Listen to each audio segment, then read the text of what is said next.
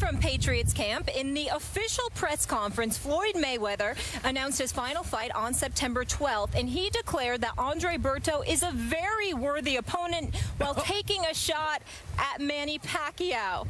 Can Skip get some water? Take a listen. Tough competitor. He's been knocked down, but he jump up off the canvas and continue to fight. And every time he go out, he gives 100%, and that's what we want. Why do you want that? We want a guy that's going to push me and bring the best out of me. As we can see, Manny Pacquiao wasn't able to bring the best out of me. So I believe Berto is the guy for the job. Stephen A., you know Floyd. You spent a lot of time with him. Do you agree with that? No, I do not. But I want to say this. A lot of people can get on Floyd for a couple of things. First of all, I know Andre Berto. Okay. I've known Andre Berto for some time.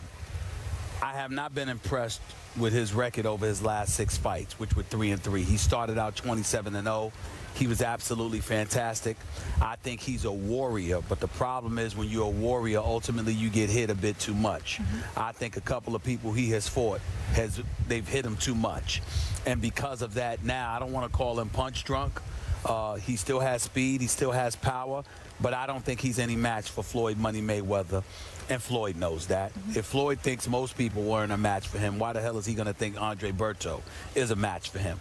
I think this is one of those situations where Floyd is, to be quite honest with you, I think he's looking out for one of the brothers and sitting there and giving him an opportunity to make some good money, because Lord knows nobody else in boxing is doing that for a lot of guys. And I think that that's what's behind this to some degree.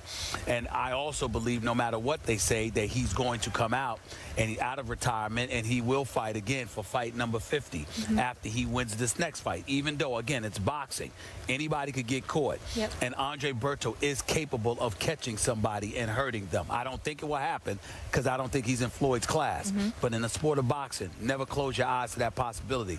Having said all of that, the main reason we're discussing this is because Floyd went on record, Skip, and said that the media is to blame for the Manny Pacquiao hype. I am here to tell you he's absolutely correct.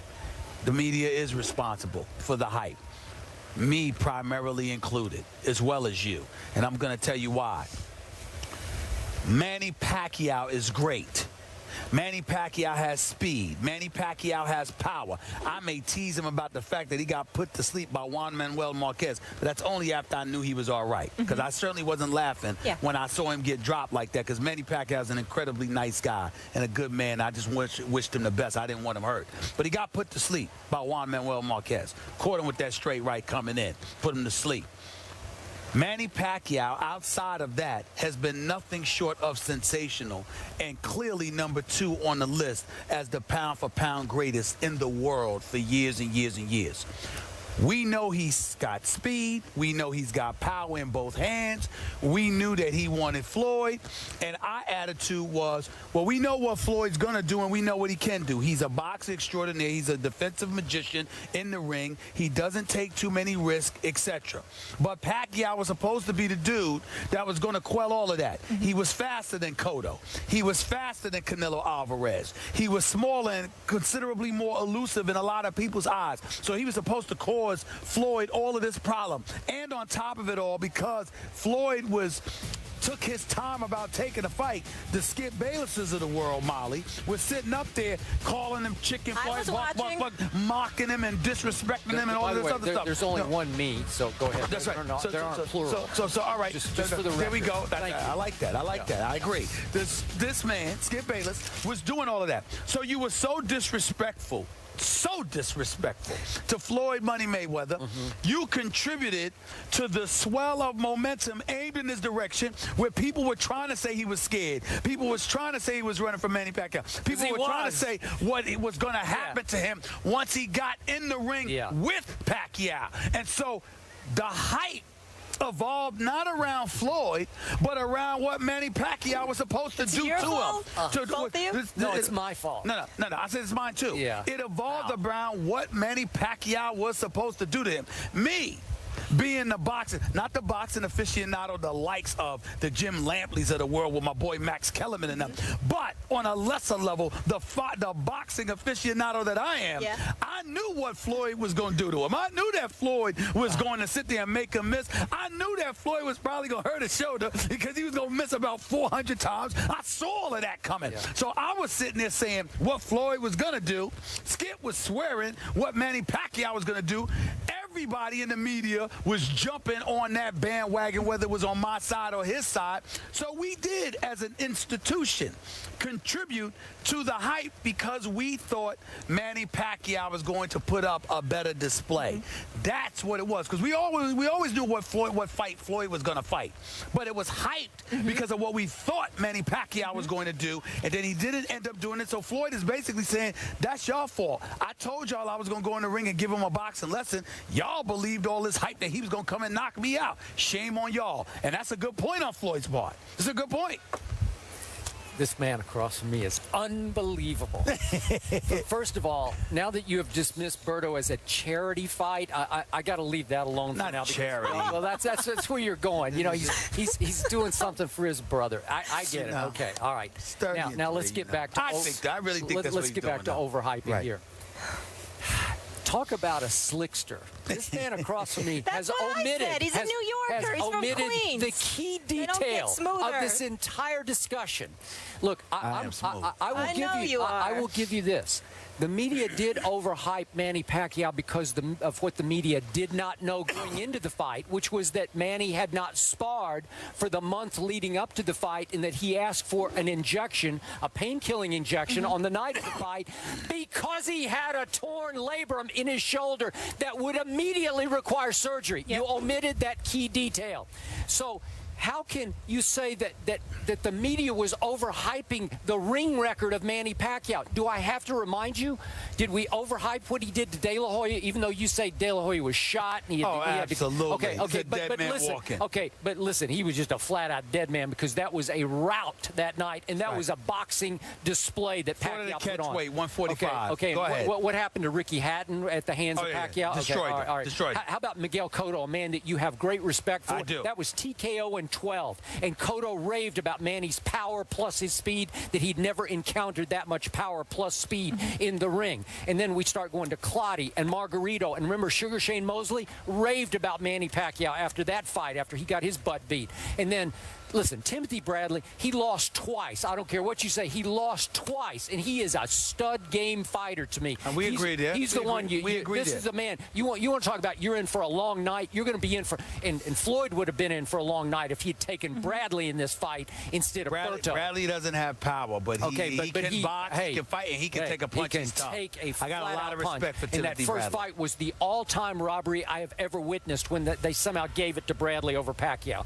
But then, look, Juan Manuel Marquez, that was the fourth fight we're talking about. I have to remind you that Manny had beaten, they even called the first fight a draw, I have no idea. Yes. That was another robbery, but he had beaten him 2 previous times in fights 2 and 3, and then he was just bored. I got to fight this guy a 4th time because Floyd was a chicken. Floyd was running and running and running from Manny Pacquiao, and he finally got shamed into having to do it for the sake of his legacy, because you even admitted you cannot retire with that big glaring asterisk on your record. Absolutely. Ran from Manny Pacquiao. So what, thank you God, Pacquiao tears his labrum before the fight. Okay, I want to see a real fight. I want to see a second fight. You say before the fight. I say he probably tore during the fight. All those misses, probably.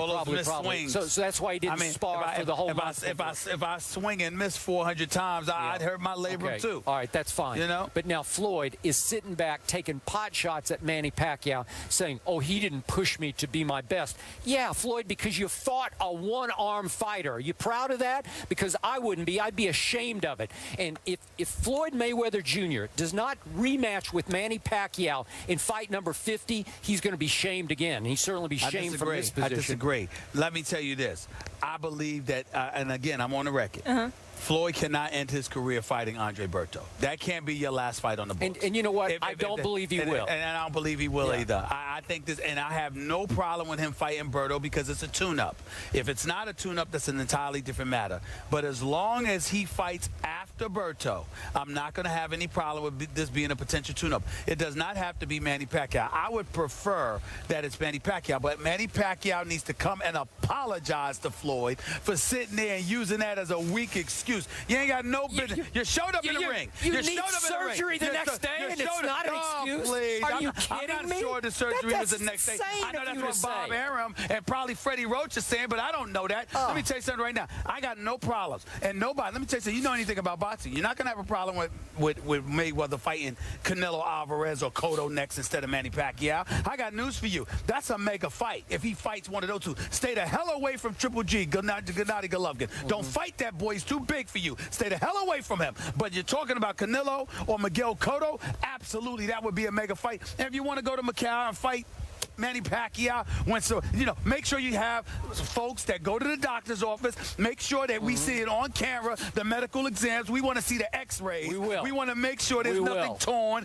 there's nothing sprained or strained. I'll hold them up. That's right. That's right. All right, we can do that. Just to be clear. 50-1. Please. Just to be clear, September 12th, I shouldn't be booking travel? September 12th. No. Berto, Mayweather. You're not going I mean, I might be there, but I don't blame everybody for not looking forward to this. Yeah. Not after the Pacquiao thing. It should be somebody better, but this is a tune-up. It's a charity fight. I'll donate. Yeah. Not charity. It's a tune-up. It's a tune-up. You can have my 75. Andre Berto. We know Mayweather's the undisputed champ. We have another champion in the house. Actually, we're not in the house. We're outside here at the desk. It's Troy Brown, a 3-time Super Bowl champion. Come on over. He did it on both sides of the ball. Patriots Hall of Famer. How are you? Thank you so much for joining us. We got a lot to talk to you about. Good to see you. Good to see you, man. Thank you. First Take is brought to you by the new DQ Rolo Minis Blizzard Treat. It's summer in a cup. And by the Beauty Rest Recharge Line. Get your beauty rest.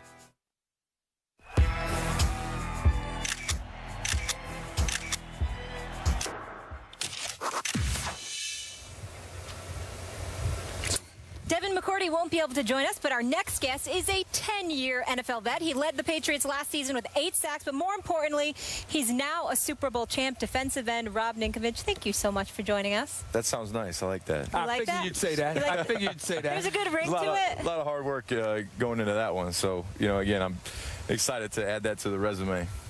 What's your chances of repeating? Wolford's gone, Revis is gone, Brown is gone. What's your chances? Starts right now in training camp. Again, this is where you put in all the hard work. This is where it starts. When you put in those long days of training camp, put the pads back on. It feels good to be back out here with my teammates, and I'm excited. What's the mindset of the team right now with this whole Deflategate suspension hanging over the really issue? Just focus on what you can do. To be a better football player. For me, every day coming in, doing the best that I can to be a better football player. Even at year 10, I'm still learning, still trying to progress as a defensive end. And, again, for me, it's exciting that, all that stuff happened last year, but it's over with. And you really have to, close that book. That's over with, start a new book, and, it starts in training camp. All this Deflategate stuff, how much of a motivational factor do you think that's going to be for the team this season? Again, there's always motivating factors, for teams, and for my personal goals. I'm always motivated. Every year I'm motivated to go out there and play to the best of my abilities, and continue to carry on that Patriot tradition, which is playing good football and being a winning team. What do you see from Tom Brady right now out here on this practice field? Any different? Is he more gunned up than usual, or he's just same old Tom? Tommy's always gunned up. I mean, Tom is a tremendous competitor.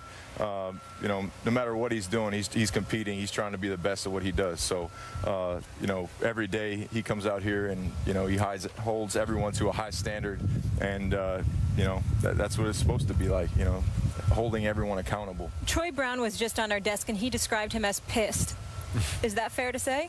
Again, like I said, Tommy is a tremendous competitor, and he's always competing, and he's always trying to be the best at what he does. How much will you indeed miss a Revis and a Browner? Again, every year there's going to be turnover in the National Football League. You see it in every single team.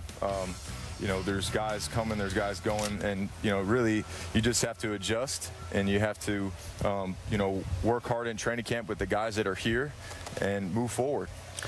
You know what? I think somebody's got a chance to knock y'all off. That's right. I said it. I said it. Right. I said it. Guess what? I'm looking at it. We were in Florida Park, New Jersey yesterday. I know they don't have. I know it's quarterback questions. Buffalo, New York, to a lesser degree Miami. But I think how tough it might be in the AFC East might be a little bit tougher than you're accustomed to because of the dominance that y'all have displayed. Won last 6 AFC East titles.